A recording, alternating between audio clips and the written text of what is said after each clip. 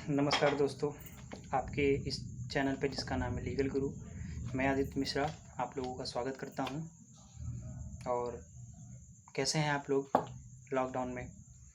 वैसे लॉकडाउन तो काफ़ी दिन हो गया चलते हुए, तो आप कहीं घर पे रह के बोर होते होंगे, लेकिन कर भी क्या सकते हैं, मजबूरी है ना।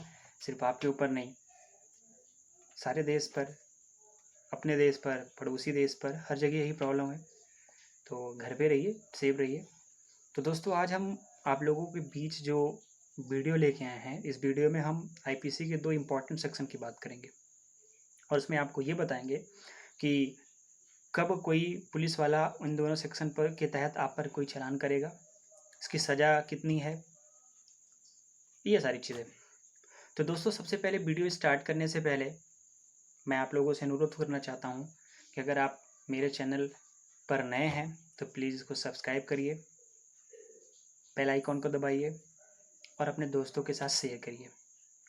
क्योंकि जब आप बेल आइकन को दबाएंगे या लाइक करेंगे तो मुझे अंदर से एक एनर्जी मिलती है कि लगता है चलो ठीक है, हमारे व्यूवर्स हमारा साथ दे रहे हैं, तो मज़ा आता है वीडियो बनाने में।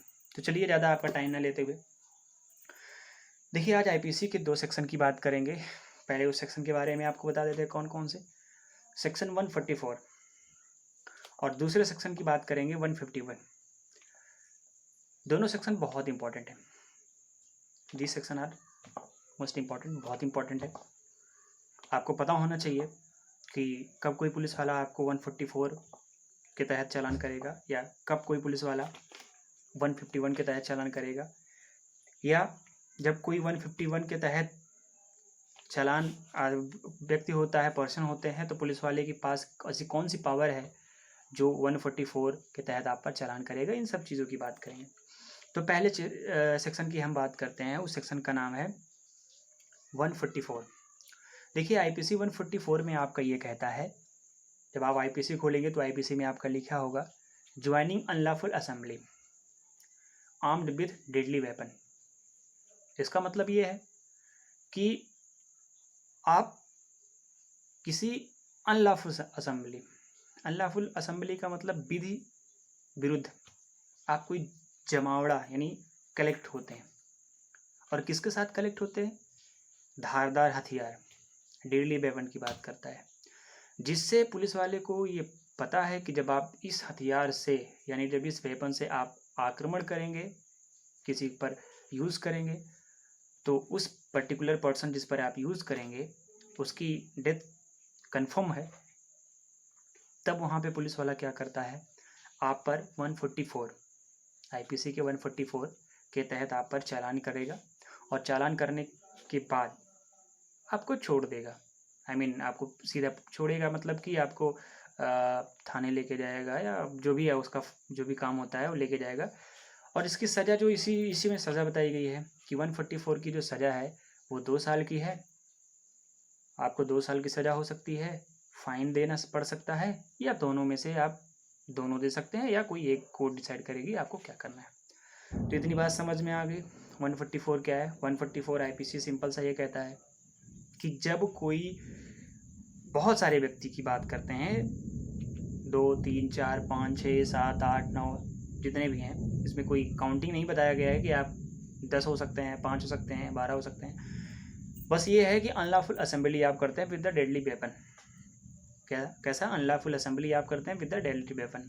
ठीक है, धारदार हथियार ले करके आप किसी भी अनलॉफुल असेंबली के हिस्सेदार होते हैं, या अनलॉफुल असेंबली के में आप हिस्सा लेते हैं, या उस असेंबली के आप मुखिया होते हैं, जो भी होते हैं। ठीक है, आपको वहाँ पे पुलिस क्या करेगी? अरेस्ट करेगी और 144 के तहत आपका चालान करेगी। तो अब हम दूसरे सेक्शन की बात करते हैं दोस्तों। तो दोस्तों, दूसरे सेक्शन की बात करते हैं 151। 151 क्या कहता है? 151 ये कहता है कि 5 और मोर देन 5 व्यक्ति, 5 या 5 से ज़्यादा व्यक्ति क्या करते हैं, ये जानते हुए, उनके नॉलेज में है ये कि असेंबली आपको नहीं करनी है, या उनको ये पता है कि पुलिस ने ये कह दिया है कि आप घर चले जाइए, फिर भी आप असेंबली करते हैं। ठीक है, तब पुलिस वाले के पास ये राइट होता है कि वो आप पर क्या करेगा, 151 के तहत चालान करेगा। अच्छा, कब करेगा? जब पुलिस वाले को ये पता होता है कि आप जो असेंबली क्रिएट किए हैं, जो आप असेंबली बना रखे हैं, उस असेंबली से पब्लिक पीस को डिस्टर्ब करेंगे आप।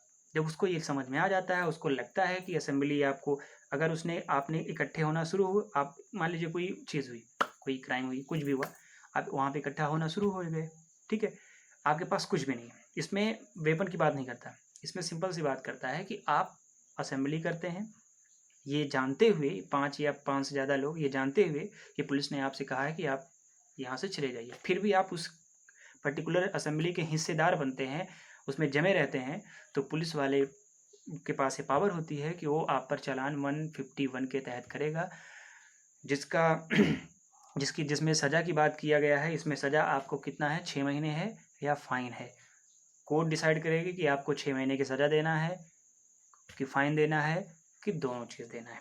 बात क्लियर हो गई। 151 क्या होता है? 151 में सिंपल सी चीज़ है कि आप असेंबली करते हैं, ठीक है, इकट्ठे होते हैं 5 लोग या 5 से ज़्यादा लोग, और उसमें आपको पुलिस वाले ने कह दिया कि आप क्या करिए, चले जाइए। कहाँ चले जाइए? आप चले जाइए आप, क्योंकि यहाँ पे आपको रहना ज़रूरी नहीं है, फिर भी आप नहीं जानते हैं, नहीं जाते हैं, आप मानते उसकी बात नहीं है, आप वहीं पे खड़े रहते हैं, तब पुलिस वाले के पास ये राइट है कि वो आपको चालान करेगा 151। ठीक, अब हम इस पे एक्सप्लेनेशन की बात करते हैं।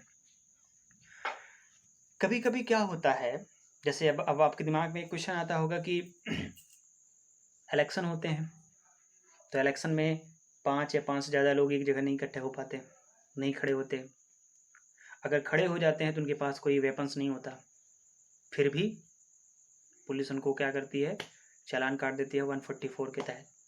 तो उसको तो चालान 151 में काटना चाहिए, जिसका पनिशमेंट 6 महीने है या 6 महीने या फाइन है, और 144 में कितना है, 2 ईयर्स। अब देखिए यहाँ एक्सप्लेनेशन की बात करता है। एक्सप्लेनेशन में ये कहा गया है कि ऐसी कौन सी कंडीशन है जब आईपीसी की सेक्शन 151 को 144 के तहत चालान काटेगा। पुलिस के पास कब ऐसी पावर आ जाती है?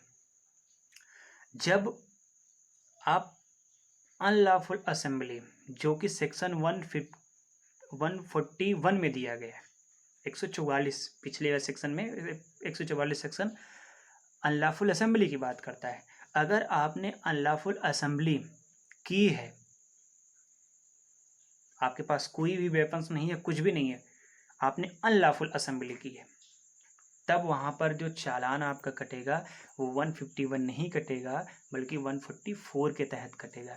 यही रीज़न है कि जब इलेक्शन होते हैं या कर्फ्यू लग जाता है, तो उसमें पुलिस कहती है कि आप एक जगह इकट्ठे मत होइए। फिर भी अगर आप 5 या 5 से ज़्यादा लोग एक जगह इकट्ठे होते हैं, आपके पास कोई वेपन्स नहीं है, तब भी वो आप पर चालान 144 के तहत ही कटेगी, क्योंकि उसको पावर दी गई है, उसको आईपीसी के 151 के एक्सप्लेनेशन में ये पावर दी गई है कि अगर कोई भी व्यक्ति जो 5 या 5 से ज़्यादा है अनलॉफुल असेंबली करता है, ठीक है, तो वो 144 के तहत चालान कर सकता है। बात समझ में आ गई कि कब सेक्शन 151 बदल जाता है 144 में? जब वो अनलॉफुल असेंबली क्रिएट करता है तब। अब अनलॉफुल असेंबली कब क्रिएट करेगा? कॉमन सी बात है कि जो अनलॉफुल असेंबली की डेफिनेशन दी गई है उसके अकॉर्डिंग जब आप इकट्ठे हो जाते हैं, पुलिस वाले मना कर दिए हैं आपको नहीं इकट्ठे होने, फिर भी आप वहाँ इकट्ठे हो जाते हैं, तो उनके पास ये पावर होती है कि 144 के तहत आपका जो है चालान करेंगे। अब ये अनलॉफुल असेंबली की जब बात है तो इसको लिए वीडियो हम बनाएंगे तो आपको एक्सप्लेन करेंगे। तो दोस्तों आज इतना ही, 2 ही सेक्शन थे, हमको लगा है तो बताना चाहिए इंपॉर्टेंट, तो आपको मैंने बता दिया। और जिसके पास डायरेक्ट है, जो लॉ के स्टूडेंट्स हैं, वो इसको अच्छी तरीके से जानते हैं, और थोड़ा सा इसके में डिटेल से आप पढ़ लीजिएगा।